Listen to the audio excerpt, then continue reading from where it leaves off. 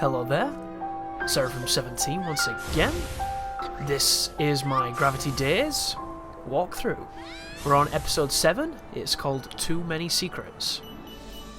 I cannot begin to tell you how much I'm missing the upgrades, but I am enjoying the struggle, even though it's not really a struggle. It's almost like you're fighting the game itself rather than being challenged.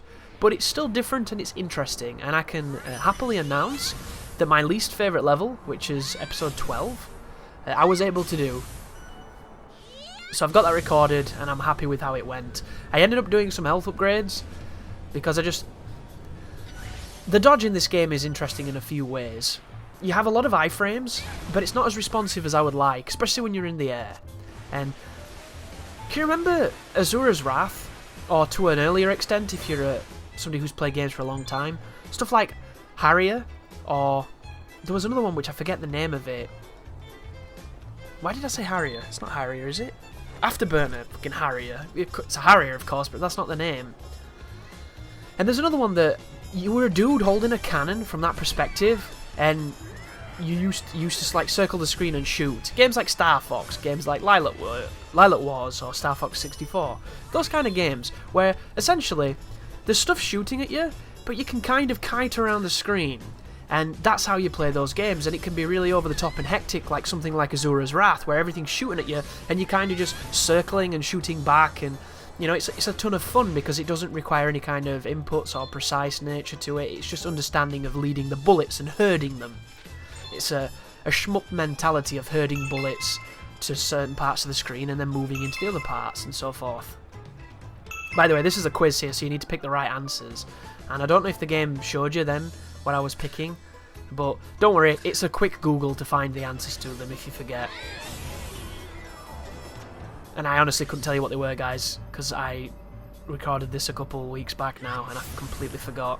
Sorry, but you know, I'm sure you figured it out. You're awesome. Everyone on the internet's an amazing gamer. That's what's great about YouTube. Everyone in the comment section's done it a million times faster, better, and more impressively. But my point is, there is a good way of making that kind of mechanic work in a game. And it can be really fun and rewarding. The fight against Raven where you're plummeting is not, because the perspective works against you, so it's hard to see what kind of depth you are, and dodging is really unresponsive and annoying, and if you get hit, you can't dodge until you recover, and by then you've already eaten everything. And then on top of this, you have to dodge really early, and I'm not used to that. I'm used to waiting for something that's just about to touch me and then dodging, whereas this game is not that precise. So that particular sequence is actually really tricky when you don't upgrade your life, because you die very quickly, and the checkpoint is a good minute and a half down the bottom of that hole while she's attacking you, and I just don't enjoy it. I didn't like it when I did it, and I didn't like it when I recorded it, and hopefully you love it. Hopefully it's your favourite section and you don't need this walkthrough for that, but that particular sequence for me, I dreaded it because I just didn't find it very fun, and then when I got to it I was like, yeah, I remember this, not very fun. And then I think back to all the things that are fun. I cannot... Space Harrier, is it called? I can't remember the name of that Sega game. But Afterburner, fantastic game. Circle that screen, you'll do well. As we move on to this next objective. But my waypoint was being a little bit annoying just then. So you'll notice I went into the menus and I fixed it by reselecting the mission. We're also wearing a rather fetching school uniform, and for once in one of these kind of games, you'll notice the girl is wearing leggings, rather than having her ass out, which, don't get me wrong, I appreciate me some asses, but it is nice to see that this is a girl that would survive a standard non-summer weather in such an outfit. As we chase this dude, and then he leads us to the next sequence, and this is pretty much just an investigative mission that leads to a boss fight. And the boss fight, when you have no upgrades for your attacks, is a little bit longer than I remember it. The good news is, if you're good with the dive kick, you can keep some pressure on him, and all you want to be doing is using that special ability where you do it's essentially Vortex from Devil May Cry when you go into air raid. And if you can land some good hits, you can get this section done, but you need to be aware, folks, you can fail it. There is a requirement that it doesn't corrupt too much of the town, and if it gets too high, you'll fail. Additionally, if you attack the girl during the boss fight too much, you'll fail as well. The only fail screen I ever saw in this game was by dive kicking the girl in the face. Because apparently, you know, girls can't take school shoes to the mouth too much, which is understandable, they're only human. But now we've done this, we have to do some stasis field. So pick up this fella, and then proceed to follow the icons, follow the collectibles, and the waypoint to go where we need to go. And you'll notice there's those crazy looking Ankh / Ark of the Covenant things. I don't know what they are. Some kind of bizarre shape that I haven't looked at too much. They're going to replenish our gravity powers, so you want to move towards them. And whenever you get near these areas, you don't have to land, you know, perfectly. The game will just black screen, show you a cutscene, and then you can proceed to the next sequence as we fly all over the place in this very charming platformer. Which is a perfect rental. And I'm going to keep stressing this, guys.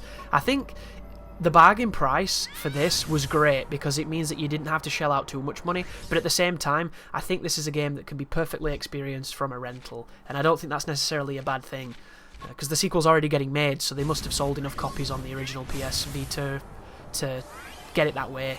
So that makes me happy, because I'm really excited to see what they do if Gravity Daze 2 is for the PlayStation 4 rather than for the handheld. And I don't know if it is. I haven't looked into it since the opening trailer they showed, but it looked really fancy, and it makes me hopeful that they'll elaborate this into a much more detailed and complex game as far as mechanics. Because visually, I think they've got a really great style. That was a mistake, by the way, guys. You never want to activate this until you bang on them, because you're just wasting time. But you'll notice we still took off a good, what is that, maybe 1/5 of his HP? Close to 1/4. So these are unupgraded dive kicks. They do pretty good damage, all considered. It's just landing them. That was not a good one, because I don't think it did any damage. And additionally, we don't have a lot of energy here, so that's what makes this tricky. Energy management and dive kick spacing.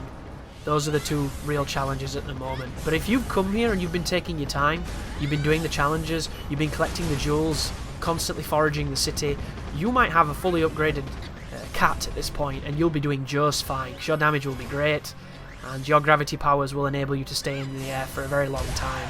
And after this, when we go through the rift again, we're going to get a ton of those upgrade points, and we're going to be able to get our gravity really high.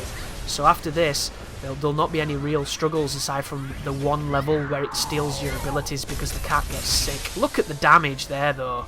That was a beautiful instance of just how dangerous those special moves are. And one more of those and we're done. But I don't think the fight is that simple. I think there's a second phase to it. I guess we'll see, though.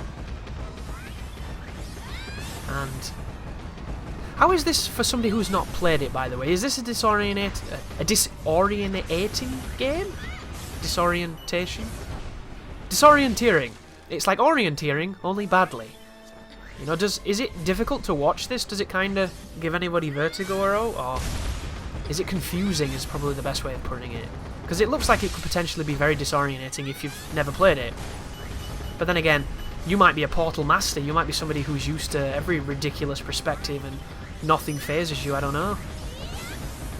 You illusory internet denizen, you.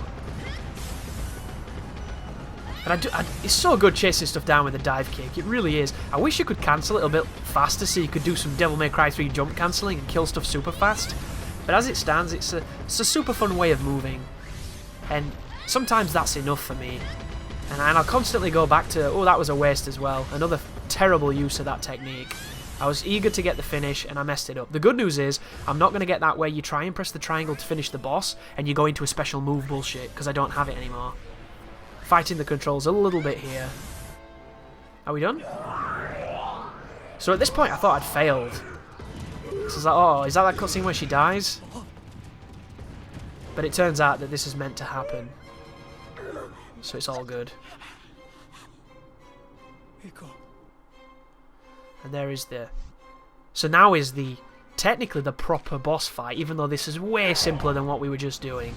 Because the boss is super predictable in this phase. And as you can tell, it's got a big glaring weak spot shining at us.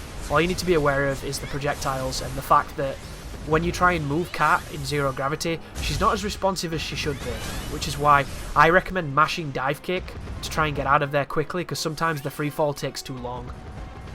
And this is not a no damage run or any kind of, you know, stipulation restriction run. And those kind of runs, the only thing that's going to be annoying is when you recover after a move and you're trying to get her to move and she doesn't. And I'm hoping in the second game that that's not an issue. It'd be wonderful if they can get that fixed. Additionally, I would really like the dodging while you're in zero gravity, just to be a little bit more effective. Because sometimes it doesn't come out when you're doing certain animations, and then other times it feels really sluggish. But this is the end of the boss. So enjoy the little fanfare cutscene, and thank you very much for watching. You take care now.